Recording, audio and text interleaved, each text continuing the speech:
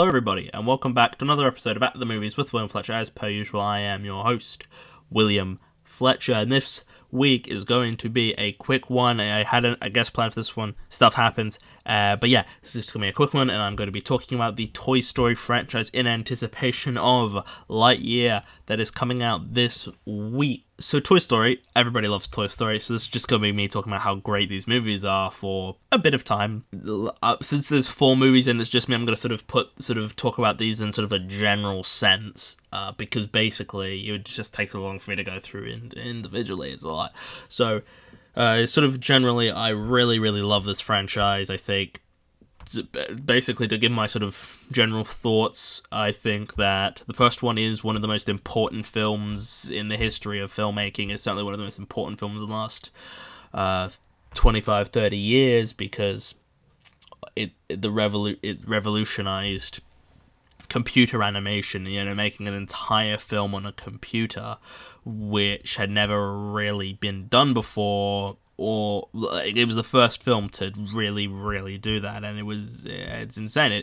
It has a lot going on with it, and it's so influential and important to film history, I would argue. Certainly in the last, it's certainly one of the most last really important films in terms of like sort of moving on and sort of essentially doing something completely brand new with the art form of filmmaking. It's very rare to get those kinds of films where a film creates either a new way of making films, or like the first films that introduced color and stuff, and films that introduced sound and those kinds of things. Those are only sort of a handful of things, and they're sort of generational things, and they're not as massive, and they don't happen as often as other things due to the fact of like it takes a lot to do that kind of thing with film. So the first, and then Toy Story 2, is it's a sequel. It's the same thing, but it's more, and then that was, I think, it was very, very good. So basically, my whole sort of thoughts on is that Toy Story is probably the best sort of franchise they've done. I would say I can't really think of another sort of sub franchise in Pixar that, because the Monsters Inc. films, like, you've got the first Monsters Inc. is really, really great, and then you've got Monsters U, which is less so. Then there's what else is there? You've got the Cars films, which are fucking shockingly poor. Then I think those are the only 2 major ones, because I don't think they've really done any more. The Finding Nemo films, which are all pretty fine, but Toy Story is the ones that everyone can agree are the best ones, and they are the better ones, just sort of based on the fact that they just work better as films comparatively to Pixar's other sequel output. So sort of in a general sense, these films look really good. I will say that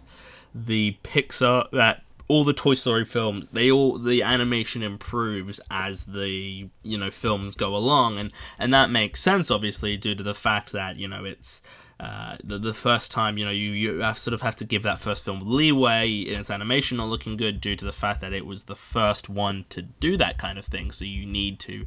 I did an entire Pixar watch through last year, which I discussed about. I also then afterwards gave my full ranking for every Pixar film that had been released up to that point. I've also seen Turning Red recently. You'll hear about that in the films I watched this month at the beginning of July. But the films that, like Toy Story, the animation doesn't look that great anymore. I don't think, and I can't be too harsh on it because it was the first one to do it, so I can't be that mean to it. It's the same with like something like Super Mario 64, where the animation in that game the graphics rather, look pretty poor. But I have to give it sort of leeway in that case due to the fact that it was the first 3D Mario game, and so even though the graphics are terrible, I have to, I can't be too harsh. Same with the first Toy Story rather, because the animation in it doesn't look that great. It hasn't held up as well, but it sort of doesn't matter because the film is still absolutely brilliant despite that fact.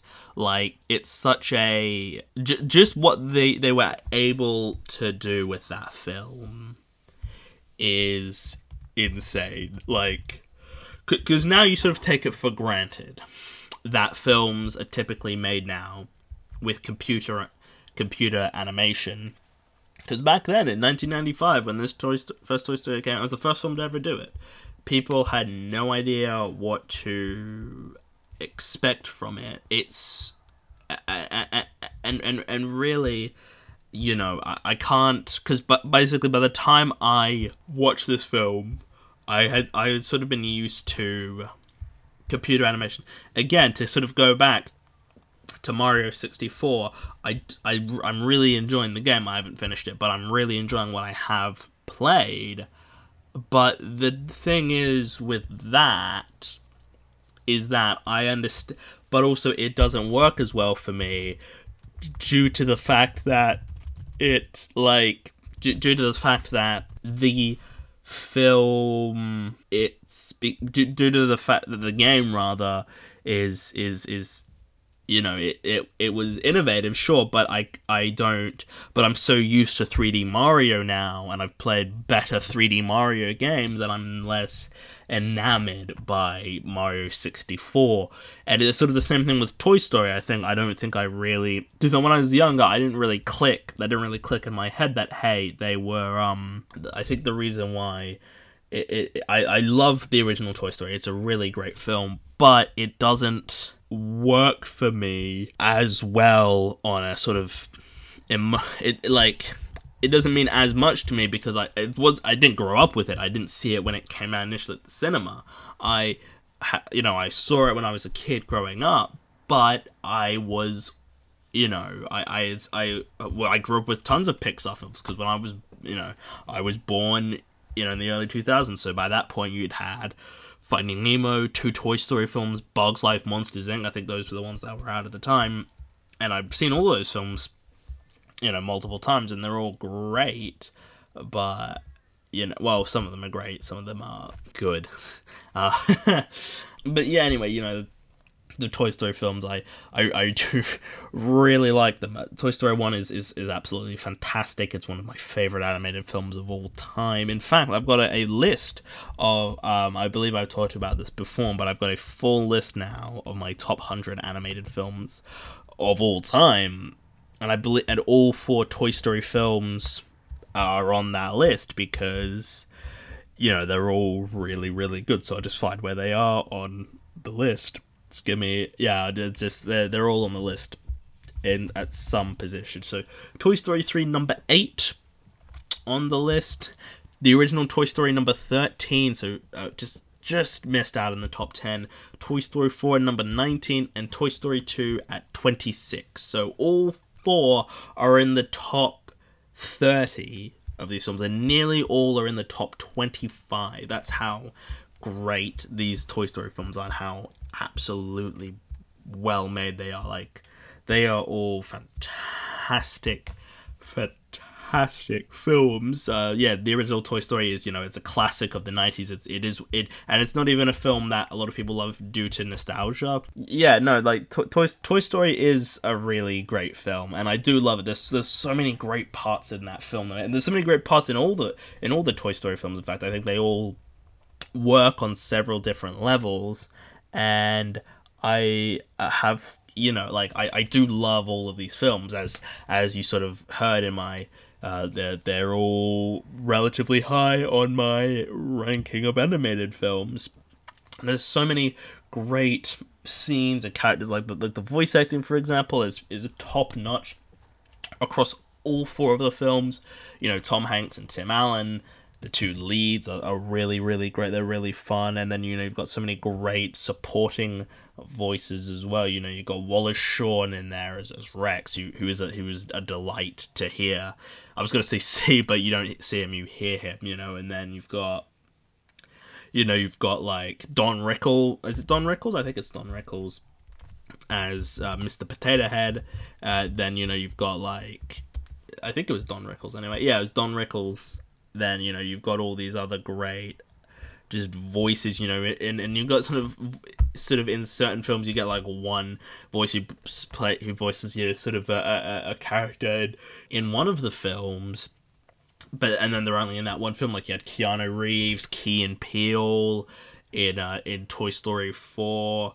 Then you've got like in Toy Story 3 you had Timothy Dalton. I think he was in Toy Story 4, but you had Timothy Dalton in there, for example, who was wonderful, and I love Timothy Dalton because we all, like, who doesn't love Timothy Dalton? You got Kelsey Grammer in the second one. You had Michael Keaton in there, who is really great, because who doesn't love Michael Keaton? And you've got all these great voices in all these films. John Ratzenberger is in every single Pixar film, and he's a really sort of clear, unique voice. And John Ratzenberger is really good in all the Pixar films that he's in, because he's John Ratzenberger and he's a really great voice actor. And these films, beyond the voice acting, just the look of the characters and the designs and the way they create all these toys, like, they all look really, really cool. And the thing is, I don't think like there's anything like, I would go as far to say that the voices work with the designs of the characters. Like the voices fit the character designs, because a lot of the time you get that sort of thing where they get celebrity voices in to voice characters, but the voices don't fit the characters, and so you're just like, oh, what is that?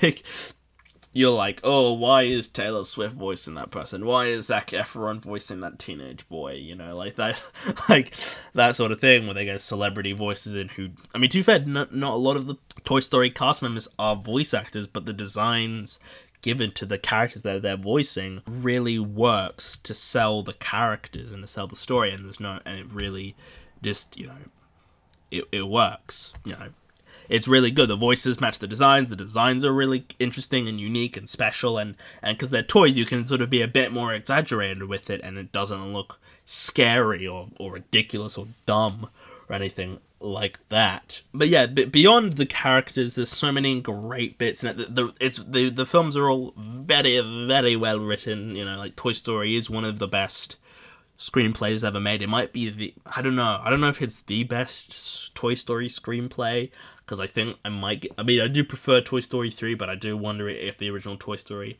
has the better script. Like, I do sort of wonder if I was to watch them both again, sort of back to back, like, could I determine what was the better screenplay between the two? Because right now I'm not entirely sure.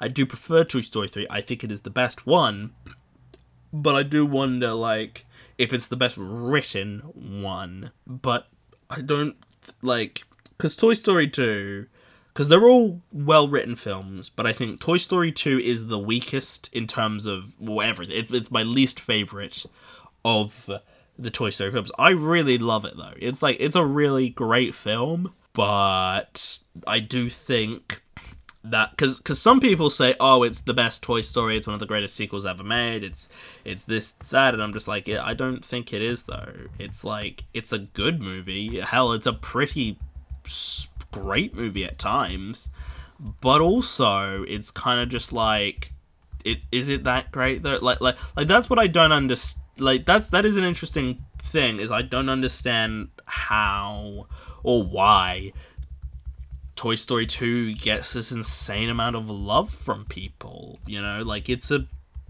good movie. I like it a lot. There's some really great bits in it, but I don't understand how it is considered to be as good and by some people better than the first one. Like, I think that's interesting that people consider it to be better, because I would say it's far weaker on multiple levels. The characters, whilst good, are not that great. Like, I think, especially because the sort of concepts it deals with, like, I do like the concepts and ideas and themes and all that sort of stuff that it deals with and it discusses, but it doesn't really work as well as the sort of themes and ideas that are discussed in 3 or 4 or even the original, to be honest. I just don't think it's as... I would say that like Toy Story 4, like whether you like Toy Story 4 or not, you have to admit that it is objectively probably the most it's some of the biggest emotional beats and moments, and I really do love Toy Story 4. I was so skeptical when they were like, yeah, we're making another Toy Story, and I'm like, really? After how great that original Toy Story was, how perfect that ending was, and then it came out, I'm like, 100% on Rotten Tomatoes, like, sort of when it initially came out, I was like, okay, maybe it'll be good. And then I saw it, and like the opening scene of Toy Story 4 is brilliant. It's fantastic.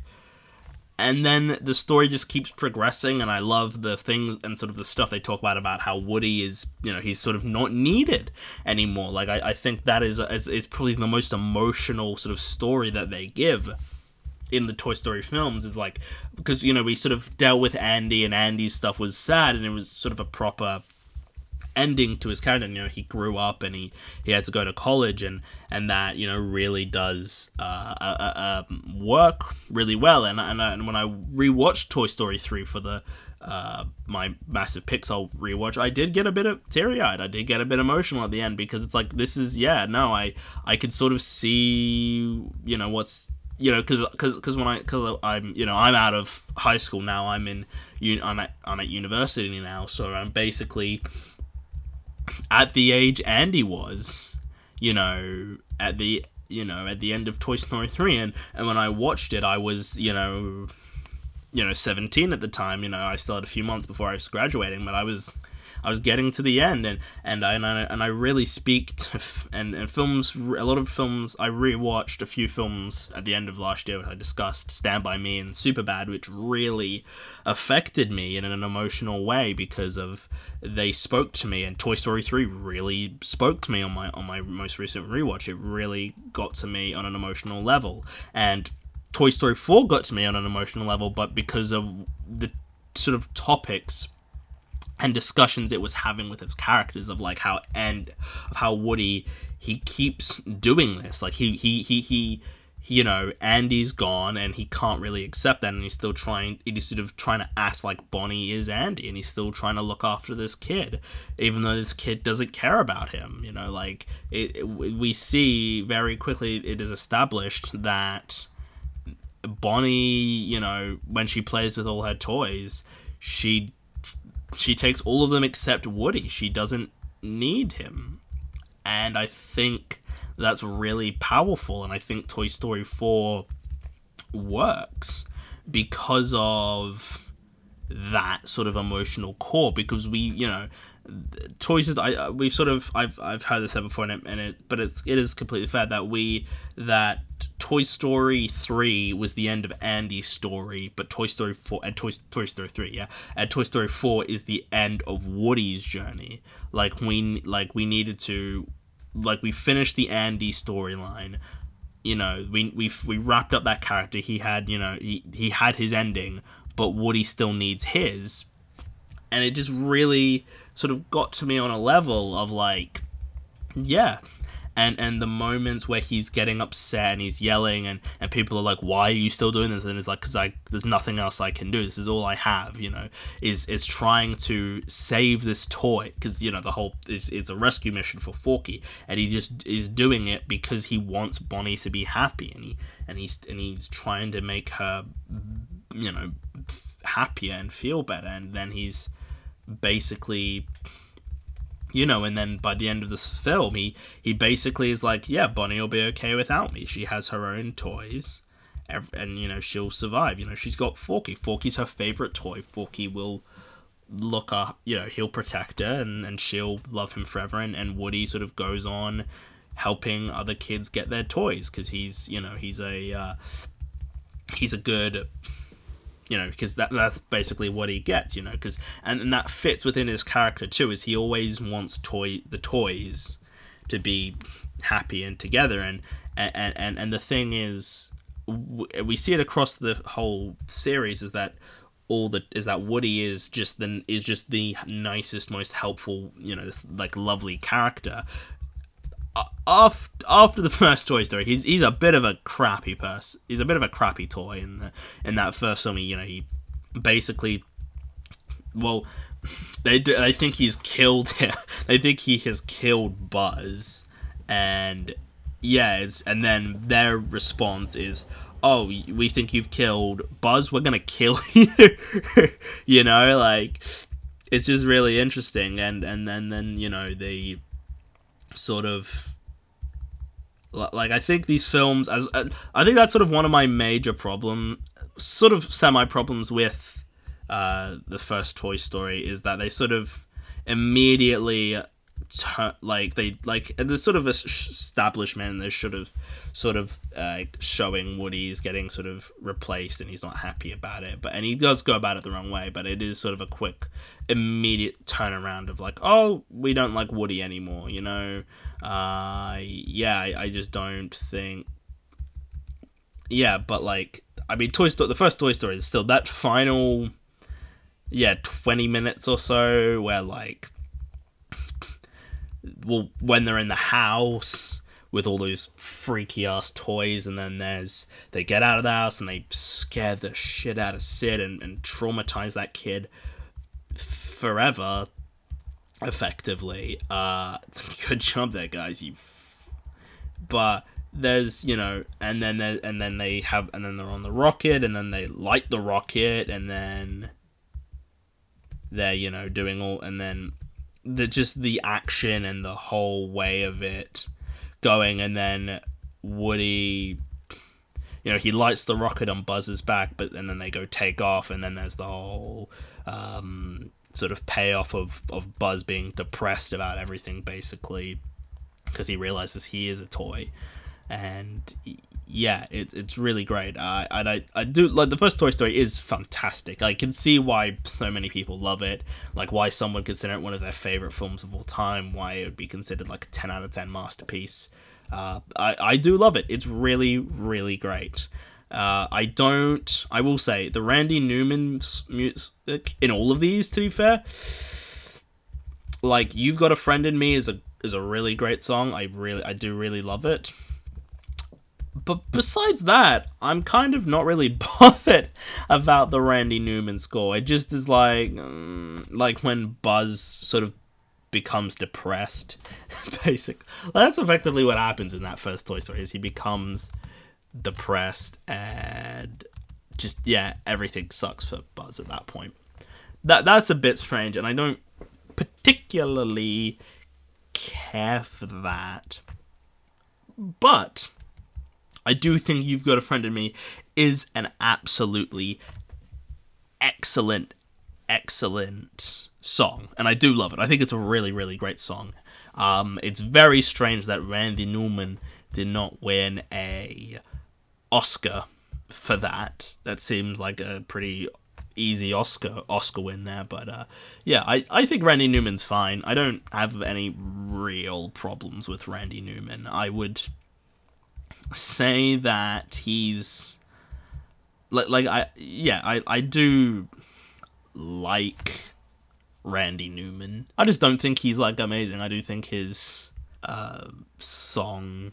He's a bit much, is what it is really. But yeah, yeah. So and I do think in the sequels he's a bit. He's not. He's a bit like, okay. I mean, did we? Like, I don't know. Like there are times where I'm just sort of like, okay, do we sort of need that? Like yeah, I do. Yeah, I just sort of like, okay, that's a bit much. We can stop now, Randy Newman. Yeah. And yeah, thankfully he's toned down a bit in the sequels. He gets like an original song in there, but I don't think does he do this? I don't know if he does the score actually. He's not as sort of in your face in the sequels, from my memory of them. But yeah, the score. I do like the music in most. I mean, to be fair, Pixar scores are very sort of like like Michael Giacchino. Brilliant scores. Like, I don't think he's done. I think Michael Giacchino is one of the best is maybe the best composer working today. He never does anything. He can't do anything wrong. Like, all his Pixar scores are fantastic. Yeah. And these Toy Story films, speaking, are also really fantastic. I'm sort of all over the place with my sort of thoughts on this one, because it's hard to discuss sort of 4 films in a really succinct way, but I certainly believe that, like, I do really, really love these films, and I think, yeah, like the emotional beats in all of these films work supremely well. Like, I mean, we talked about, I accept Toy Story 2, maybe Toy Story 2 is a bit more like, I'm not sure if that's as well, like, executed as it could be, honestly, but like that's sort of minor nitpicking, honestly. I really think, like, I mean, Toy Story 3 is the most emotional in terms of like sad and crying, and like, I mean, just the whole scene in the furnace, I've that's a scene that I just sort of occasionally will watch independently of the film, and I'll just get emotionally taken by that scene, because like it's phenomenal. It's incredibly well made. It's very well shot. Well, I mean, yeah, like it's like in terms of the animation, like they really do some really great stuff with that scene, like, just, and like they're all holding hands. It's so good. It's amazing. It's wonderful. It really, like, Toy Story 3 is the best one for so many reasons, and I will forever stand by that opinion, honestly, that Toy Story 3 is the best Toy Story film, because it just has so many great bits in it. It's got the best side characters, I would say. It's got the best, I mean, the animation is, I mean, to be fair, I think Toy Story 4 has the better animation, but like, it's got the best it's got the best villain. And there is a villain in Toy Story, actually. Yeah, it's I think, like, it's got, like, just I think performance wise from all the cast, I think all the voice performances are at their best in Toy Story 3 from the returning cast as well as the new people that they introduced in, and I just really love Toy Story 3. Toy Story 4 also, I will say Toy Story 4 has some really great stuff in it as well. I mean, Keanu Reeves as a Duke Kaboom, like, that is just brilliant. That is, I mean, I do love Keanu Reeves, because who doesn't? Keanu Reeves is wonderful. But yeah, I really love these films, and I think that there's a lot of really great stuff, like, in terms of pretty much every aspect. Like, they basically have the things you want in a film, they all have the best parts of film in them, in terms of characters, in terms of writing, in terms of plot, in terms of emotion and music and score, and and all these sort of really, really just great technical elements that you want to have a film. For animated films, they've all got great, well, good to amazing animation in them, which, is always a plus, because animation, because I'm really attuned to animation in films, and so when there is animation that is subpar or lesser than, I notice more, and I notice it more, and it affects me more, because I'm very attuned to animation. I feel like I can tell very, very quickly. Like I can watch an animated film, and I can pretty easily tell how, sort of, if I was to just be shown sort of an animated film with no real sense of the year, I could probably tell sort of around, especially if it's 2D hand-drawn animation, or if it's 3D computer animated imagery. These Toy Story films, they all look great. They've all got fantastic. It is all fantastic animation, and yeah. It's really, really good. These films are really, really great. I've sort of been going over the same points, but it's hard to say something new when everyone has talked about these films. The Toy Story. They're great. They're great films. So I'm going to wrap up with my favorite part of each of the films, and then a rating, and then I'll wrap this whole thing up. So Toy Story, the best part is when Buzz starts to fly.